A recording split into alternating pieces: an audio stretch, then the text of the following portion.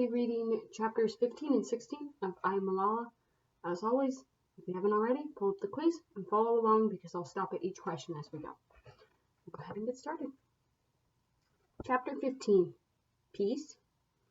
One morning in February, we awoke to gunfire.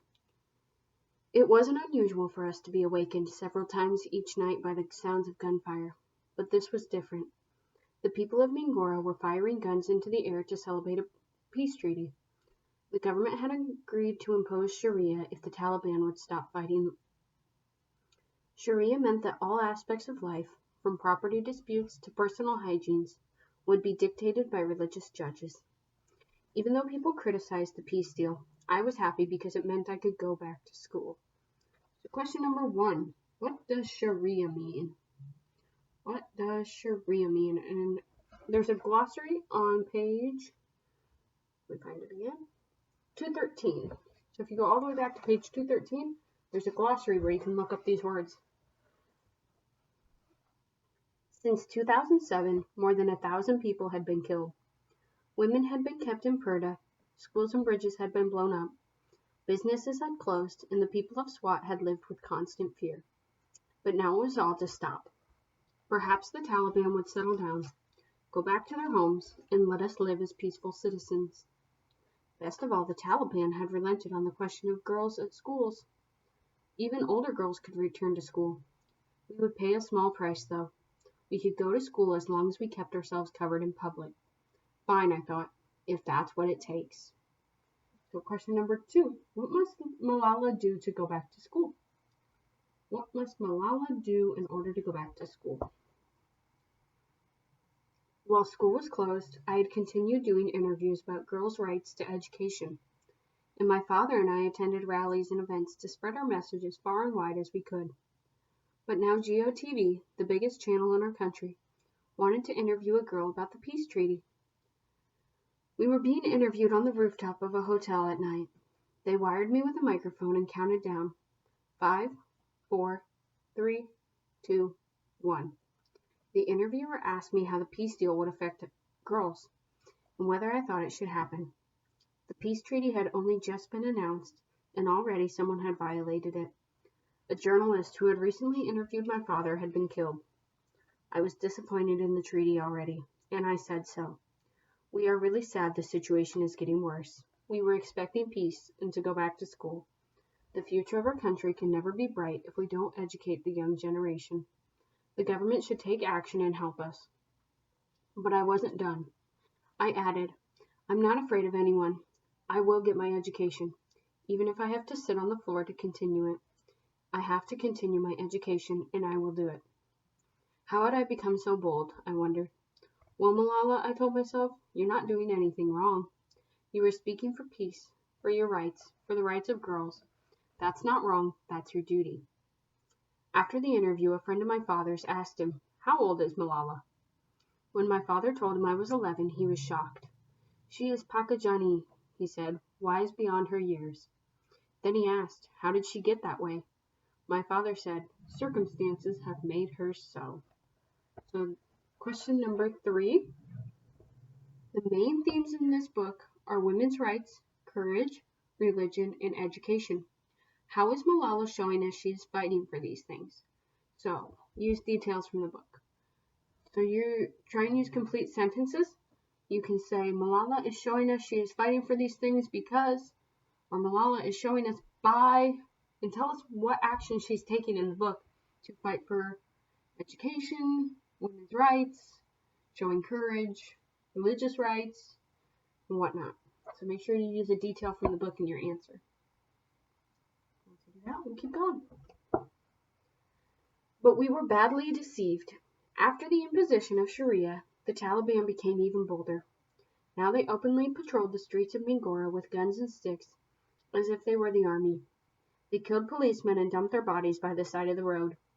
They beat a shopkeeper because he allowed women to shop for lipstick unaccompanied. They threatened the women at the bazaar, including my mother. One day, when my mother went to the market to buy a gift for my cousin's wedding, a big burly talib accosted her and blocked her way. I could beat you, you know, for leaving your home without the proper burqa, he said. Do you understand? My mother was angry and frightened. He meant a shuttlecock burqa, which covers the whole face, with only a mesh grill to see through. She was wearing a fashion burqa and didn't even own the other kind. Yes, okay, she said. I will wear this in the future. She had never told a lie before, but then again she had never been confronted at the market by a man with a machine gun before. Good, said the man. Next time I will not be so nice to you. Soon we learned that even a burqa was no protection against the whims of the Taliban. One day I came home to find my father and his friends watching a video on his phone. I leaned in to see what the fuss was about. In the video, a teenage girl wearing a black burqa and red trousers was lying face down on the ground, being flogged in broad daylight by a bearded man in a black turban. Please stop it, she begged in between screams and whimpers as each blow was delivered. In the name of Allah, I am dying. Question number 4. What were Malala's father and friends watching on a phone? So what video were they watching? You could hear the Talibs shouting, hold her down, hold her hands down. At one point during the flogging, her burqa slipped up to reveal her trousers. The beating stopped for a moment so the men could cover her up again. Then they went back to beating her. A crowd had gathered but did nothing. One of the girl's relatives even volunteered to help hold her down. By the time it was over, she had been struck 34 times. A few days later, the video was everywhere, even on the TV, and the Taliban took credit. This woman came out of her house with a man who was not her husband, so we had to punish her, a spokesman said. Some boundaries cannot be crossed. Woman? She was a teenager, maybe 6 years older than me. Yes, a boundary had been crossed. Grown men had taken to beating teenagers. Soon the shelling began again. As we all huddled together in the dining room, one question was on our minds. What kind of peace was this? The New York Times documentary had aired and brought even more attention to the plight of the girls in SWAT, and we started receiving messages of support from people all over the world. I saw then how powerful the media can be. We even heard from a 19-year-old Pakistani girl in the United States, a student at Stanford, Shiza Shahid. She would eventually play a big part in our campaign for education.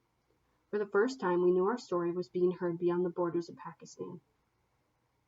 On April 20th, Sufi Mohammed, the TNSM leader who had helped facilitate the peace deal between the government and the Taliban, and Fazlullah's father-in-law, came to Mingora to make a speech. That morning, my brothers and I peered out the gate as hundreds of people filed past our house on their way to the rally. Some teenage Taliban fighters went past, playing victory songs on their mobile phones and singing along in loud, excited voices. Quickly, we closed the gate so they couldn't see us. Eventually, a huge crowd, nearly 40,000 people, gathered, and even though the field was quite away from our house, we could hear the hum of 1,000 voices chanting Taliban songs. It was a chilling sound. Our father had left the house that morning to watch the rally from the rooftop of a building nearby.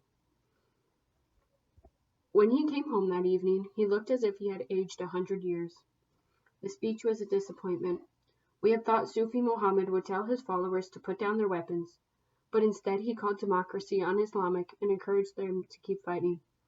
It's not enough that they've had their way in SWAT, my father said. The Taliban are marching on Islamabad. Even some of Sufi Mohammed's own followers were unhappy with this turn of events. Within days, the Taliban streamed into the city of Buner, a town just south of Swat, only 60 miles from the capital. Now that the capital was at risk, the army planned a counterattack. Once again, Mingora was squarely in the middle. This time, my mother said we should leave and take shelter in Shangla. So, what does Malala's mother suggest the family do? That's your next question. What does Malala's mother suggest the family do in that last sentence? Where are they going to go? We'll continue chapter 16 in the next video.